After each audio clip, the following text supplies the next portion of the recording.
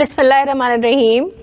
अस्सलाम वालेकुम नाज़रीन, मैं हूँ रिज़वाना गज़नफ़र और आज हम बात करेंगे कल तहरीक-ए-इंसाफ़ की जो रैली निकाली गई उसके हवाले से हम बात करेंगे कि रैली का मकसद क्या था और उस रैली में ख़ान साहब ने जो ख़िताब किया उसमें उन्होंने किस तरह से जो वो अपना जो प्लान बताया कि आगे जो है तहरीक-ए-इंसाफ़ क्या करने जा रही है। सबसे पहली बात तो कि तहरीक-ए-इंसाफ़ की जो कल की रैली थी, आप सबको मालूम है कि जब तहरीक-ए-इंसाफ़ की रैली होती है तो वो इतनी शानदार और माशाल्लाह अवाम का समंदर उमड़ आता है और वो सब ने देखा। और ये रैली जो है वो इस्लामाबाद, पेशावर, कराची यानी पाकिस्तान के हर शहर में जो है वो ये रैली निकाली गई 1 मई की। बेसिक मकसद ये भी था कि मज़दूरों के साथ, अपनी अवाम के साथ, उन गरीब मज़दूरों के साथ जो कि महंगाई की चक्की में पिस रहे हैं, जिनका कोई सुनने वाला नहीं है, उनके साथ सॉलिडारिटी का भी मकसद था। और एक मकसद ये भी था कि हुकूमत को भी वार्न करना था, क्योंकि ये हम देख रहे हैं कि बड़े महीनों से ये जो खेल जारी है कि जी इलेक्शन हीले बहाने का खेल जारी है, टाइम गेन किया जा रहा है, हर दफ़ा कोई ना कोई बहाना लगाया जाता है। यहाँ तक कि सुप्रीम कोर्ट को भी हर दफ़ा ये एक नई कहानी सुना के फिर टाइम गेन कर लेते हैं कि शायद जो है वो हम इलेक्शन के फंदे से बच जाए। लेकिन मैं इनसे ये कहना चाहती हूँ कि तहरीक-ए-इंसाफ़ आपको इलेक्शन से भागने नहीं देगी और इंशाअल्लाह इलेक्शन तो इस मुल्क में होंगे और इलेक्शन के होते ही इन दो करप्ट टोलों का, ये जो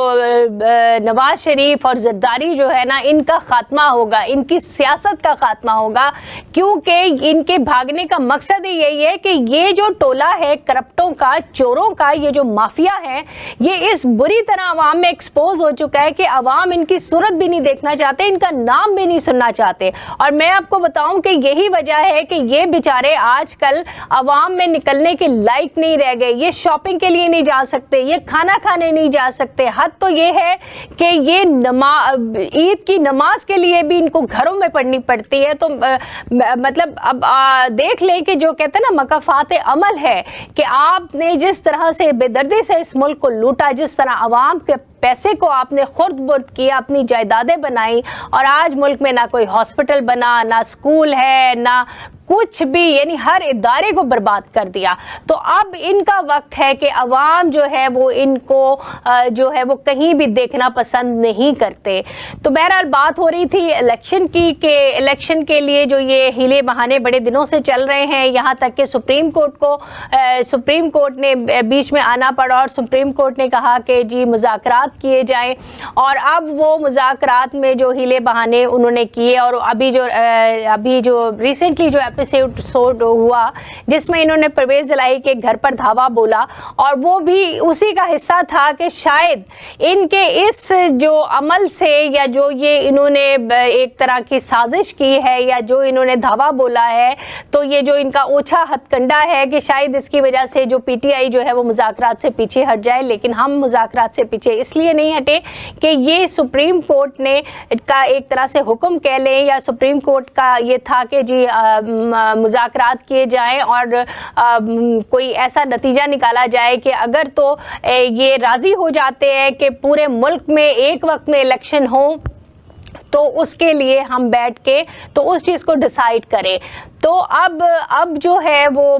जो रैली निकाली गई, तो उसमें जो खान साहब ने ख़िताब किया, तो उसमें खान साहब ने इनसे ये बात की अपने ख़िताब में कि सबसे पहली बात तो ये है कि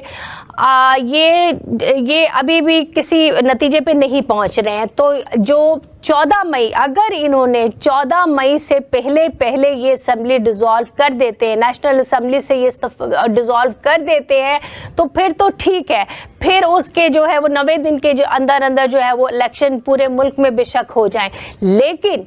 अगर इन्होंने फिर वही हरकत की और ये जो है वो असेंबली इन्होंने रिजॉल्व नहीं करते हैं, तो फिर जो है वो हम सुप्रीम कोर्ट से ये जो है वो दरख्वास्त करेंगे कि जिस तरह उन्होंने अपना फैसला दिया है कि 14 मई को पंजाब में इलेक्शन का, और उसके बाद वो केपीके के लिए भी कोई हमें डेट दें, लेकिन पंजाब का जो इलेक्शन है वो हर सूरत 14 मई को ही होगा। और अगर इस तरह से जो है वो इन्होंने ये फिर बहाने लगाए یہ چاہتے ہیں کہ جو بجٹ آنے والا ہے، یہ بہانے سارے اس لیے ہیں کہ یہ چاہتے ہیں کہ بجٹ کے بعد الیکشن ہو، لیکن ہم نے پہلے ہی خان صاحب نے ان کو بتا دیا ہے کہ یہ جو آپ بہانے کر رہے ہیں کہ جی بجٹ کے بعد الیکشن کرائے جائیں، تو بجٹ تو آپ کو ہم پیش کرنے نہیں دیں گے، اور آپ کو اس سے پہلے یعنی 14 تاریخ سے پہلے اگر اسمبلی تحلیل کریں گے اور پھر اس بات پہ بات ہوگی کہ ٹھیک ہے ملک میں ایک ہی ٹائم پر الیکشن ہو۔ ادروائز پنجاب میں جو تاریخ سپریم کورٹ نے دے دی ہے اس تو 14 تاریخ کو ہی پھر ہم الیکشن ہماری عدلیہ سے درخواست ہوگی کہ وہ فیصلہ دے کہ 14 تاریخ کو الیکشن ہو، اور اگر اس کے باوجود انہوں نے کسی طرح کی غیر آئینی جو ہے وہ آئین کو توڑنے کے لیے، آئین کی دھجیاں تو یہ آلریڈی بکھیر چکے ہیں، ان کے نزدیک نہ کوئی آئین ہے نہ کوئی قانون ہے، تو آپ جانتے ہی ہیں کہ جو اس ٹائپ کے مافیا ٹائپ لوگ ہوتے ہیں، چور، یہ ان کے نزدیک ان سب چیزوں کی اہمیت نہیں ہوتی ہے، لیکن بحیثیت عوام، بحیثیت قوم اور ایک ایسی پارٹی جو کہ عدلیہ کا بھی احترام کرتی ہے، ہمارے نزدیک ان چیزوں کی بہت ویلیو ہے، اور یہ چیزیں آئین اور قانون بہت میٹر کرتا ہے۔ تو ہم انشاءاللہ ان کے خلاف جو ہے وہ پھر فیصلے جو ہیں وہ ٹیبل پہ نہیں ہوں گے، بلکہ روڈ کے اوپر اور چوراہوں پر ہوں گے، پھر ہم ریلیز بھی نکالیں گے، پروٹیسٹ بھی کریں گے، اور ہم اپنے آئین کے تحفظ کے لیے جو ہے وہ جو بھی کر سکیں گے ہم کریں گے، کیونکہ جس طرح سے انہوں نے آئین کو پامال کیا ہے، جس طرح سے انہوں نے عدالتوں کے تقدس کو پامال کیا ہے، تو پاکستانی عوام جو ہے وہ گھر میں نہیں بیٹھے گی۔ تو خان صاحب نے یہی کہا کہ آپ ایک ہفتے کا ٹائم ہم بلکہ ایک ہفتے سے بھی کم کا ٹائم کی بات ہے کہ اس کے بعد یہی ہے کہ جو ہے خان صاحب نے کہا کہ میں کال دوں گا، اور اس کے بعد جو ہے وہ ہم جو الیکشن کے لیے جو تاریخ ہے یا جو بھی ہے اس کے لیے ہم جدوجہد کریں گے، اور عدلیہ کے ساتھ جو ہے عوام جو ہے وہ سپریم کورٹ کے ساتھ کھڑی ہے، وکلا برادری سپریم کورٹ کے ساتھ کھڑی ہے، تو ہمیں امید بھی یہی ہے کہ سپریم کورٹ کا فیصلہ جو ہے وہ بہت خوش آئند ہوگا، اور وہ آئین کی پاسداری کریں گے، کیونکہ ہمارے آئین میں صاف صاف لکھا ہوا ہے کہ 90 دن کے اندر ہر صورت الیکشن جو ہے وہ ہونے چاہیے، لیکن یہ جس طرح کا ٹولہ ہماری اسٹیبلشمنٹ نے اس ملک پر بٹھا دیا ہے، جو بیڑا غرق کر دیا ہے، تو اب ان کو ظاہر ہے اب برداشت کی بھی ایک لمٹ ہوتی ہے۔ ہم نے پروٹیسٹ اس لیے نہیں کیے کہ ملک کے معاشی حالات اس کی اجازت نہیں دیتے تھے، جس طرح سے ان چوروں نے، ان کرپٹوں نے آتے ہی ملک کی معیشت کا بیڑا غرق کیا، ہماری فیکٹریز بند کر دی، ہماری جو اکانومی کا ستیہ ناش مارا، ہمارے ریمیٹنسز، ہمارے جو اس کے علاوہ جو ہماری ٹیکس کلیکشنز اور باقی چیزیں، یعنی ہماری جو ترقی کی شرح جو تھی وہ 6 پہ چلی گئی تھی، اور 17 سال کے بعد پاکستان میں اتنی پازیٹیو جو ہے وہ فگرز آ رہے تھے، چاہے وہ معیشت کے اعتبار سے ہو، چاہے وہ ہماری ایکسپورٹ کے اعتبار سے ہو، ہماری ایکسپورٹ اتنی 31 پہ چلی گئی تھی، اور بہت ساری یعنی کہ انویسٹمنٹ آ رہی تھی، لیکن ان چوروں اور کرپٹوں کی وجہ سے پاکستان میں ہر چیز کا جو ہے نا وہ بیڑا غرق ہو گیا ہے۔ تو اس کے لیے ڈیفینیٹلی ہم نے جدوجہد کرنی ہے، اور میں اپنی عوام سے بھی کہوں گی کہ اب وہ وقت آ گیا ہے کہ ہمیں ایک قوم بن کر نکلنا ہے، ہمیں بالکل اسی طرح نکلنا ہے جس طرح ہم دیکھتے ہیں کہ ٹرکی میں لوگ نکلتے ہیں یا اور ممالک میں لوگ نکلتے ہیں، سری لنکا میں لوگ نکلے ہیں۔ اگر اب بھی ہم نہیں نکلیں گے تو پھر میرا خیال ہے ہمیں شکایت نہیں کرنی چاہیے، پھر ہم پھر یہی سمجھیں کہ ہم شاید ایک بہت ہی بے حس قوم ہے کہ ہم ایسے لوگوں کو اپنے